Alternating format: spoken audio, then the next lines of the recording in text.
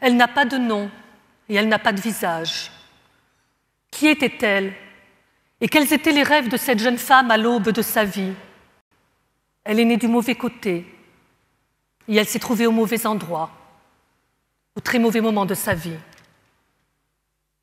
Damas, la guerre fait rage et la mort vous surprend à chaque carrefour, dans vos maisons, au milieu de vos nuits ou dans des abris de pacotille, nul lieu où se protéger, nul lieu où il serait possible de simplement fermer les yeux sur ce monde d'une violence inouïe, nul lieu où se réfugier et oublier quelques instants seulement la folie meurtrière qui s'empare des hommes et fait de notre monde une désolation sans espoir.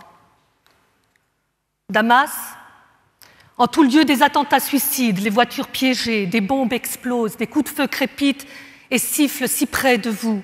D'autres tombent. Pourquoi eux? La mort semble jouer au dé et faucher des vies au hasard, tandis que du haut du ciel, les hélicoptères vous menacent et les avions de l'armée lâchent leurs bombes au milieu de vous, au cœur de cette ville maudite. Damas, autour de vous, des immeubles s'effondrent dans un vacarme effroyable et le silence d'après est un silence épouvantable, assez vite déchiré par les hurlements des familles endeuillées. Partout, la fumée des bombes et des nuages épais de poussière vous brûlent les yeux et étranglent votre gorge. Partout, les incendies sauvages et des tirs incessants viennent obscurcir l'horizon et enfermer votre cœur dans l'oppression et dans l'angoisse. Mesdames et messieurs, en tout lieu de cette ville abandonnée par l'humanité, ce sont les larmes et le sang qui habitent les quartiers désertés. Il n'y a plus ici aucun espoir de vie. La terre syrienne avale ses morts sans jamais être rassasiée. Qui était donc cette jeune fille aux rêves secrets? Pourquoi le malheur s'est-il abattu sur elle avec tant de cruauté? Qui pense à son calvaire aujourd'hui? Vous et moi, mesdames et messieurs du jury, nous allons poser notre regard sur le corps dévoré de cette jeune femme à peine sortie de l'enfance, et pour elle, je vais tenter de poser une parole de justice. Nous sommes au centre de la branche palestinienne des services de sécurité syriens. Les soldats ont attrapé cette jeune femme et exercent sur elle leur talent soldatesque.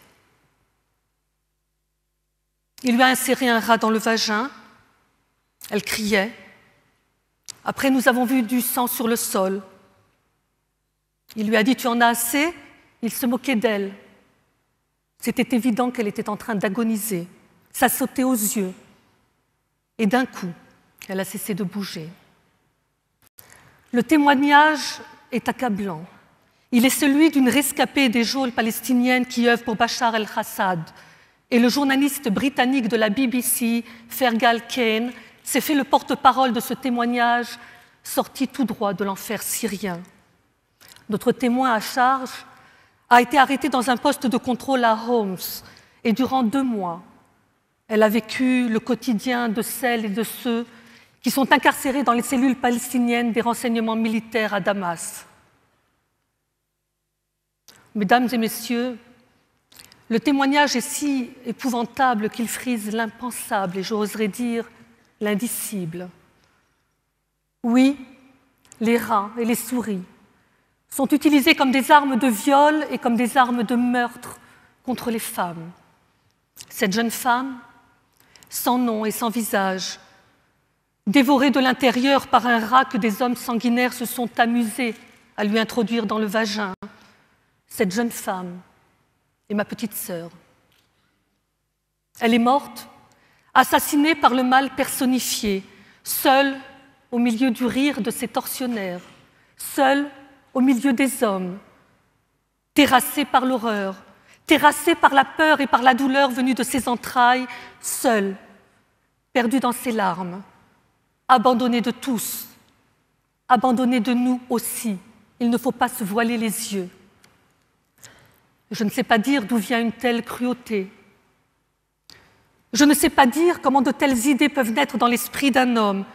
Je ne peux même pas imaginer que de tels scénarios puissent être réels.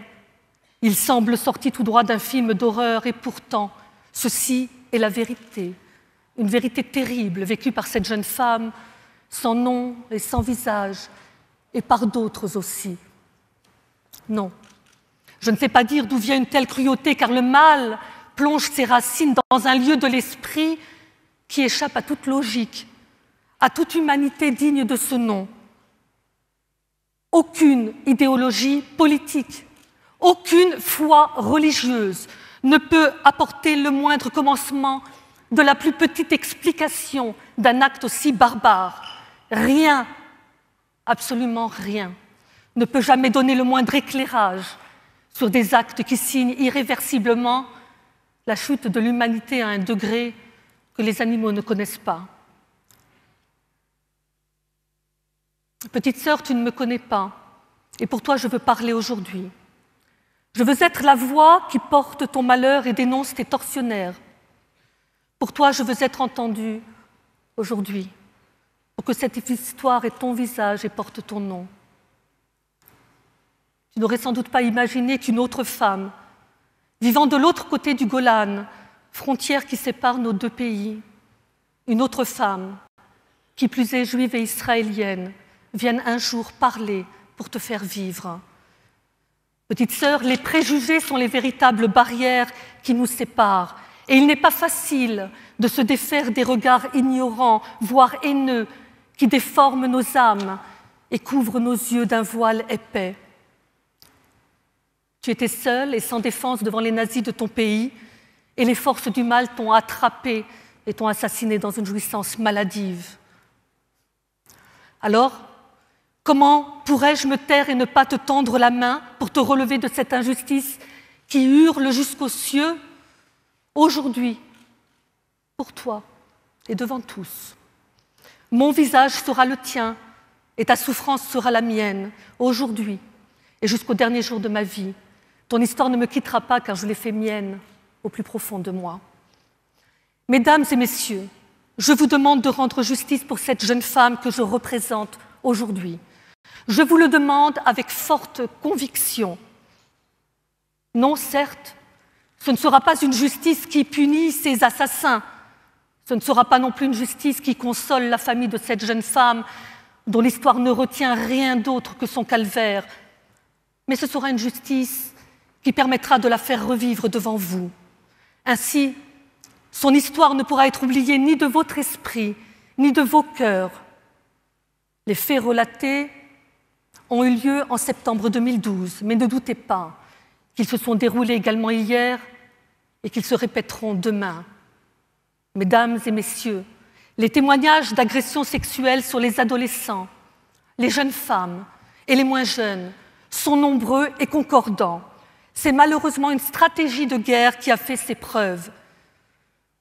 Les séances d'électrochocs sur les parties génitales, les brûlures sur l'anus, les tortures ou viols collectifs, qu'ils soient le fait des forces régulières ou des rebelles, est le quotidien des victimes de la folie meurtrière de ces fanatiques de tous bords.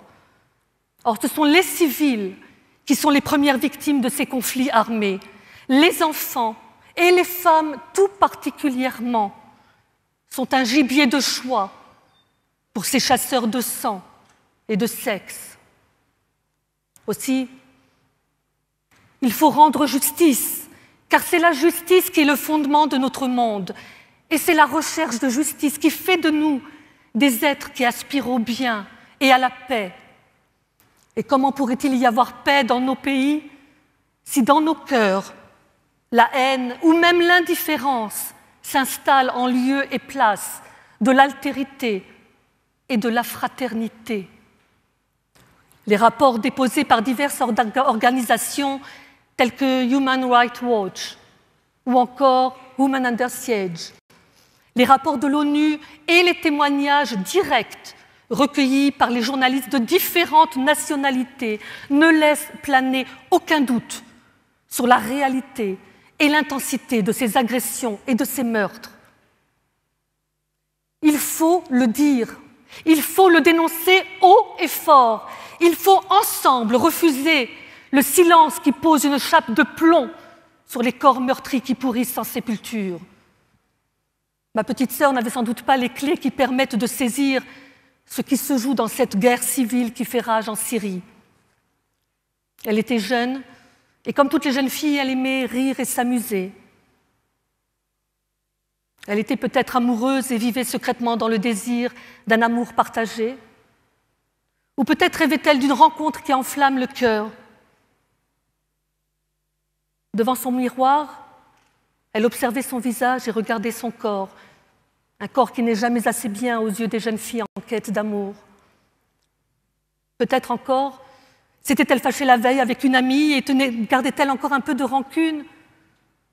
Je ne sais dire et je ne peux qu'imaginer.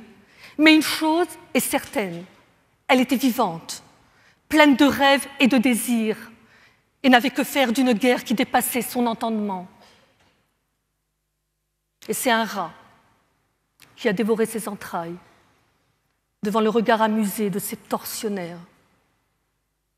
Justice, justice, justice au nom de ma sœur, et que son âme repose enfin en paix.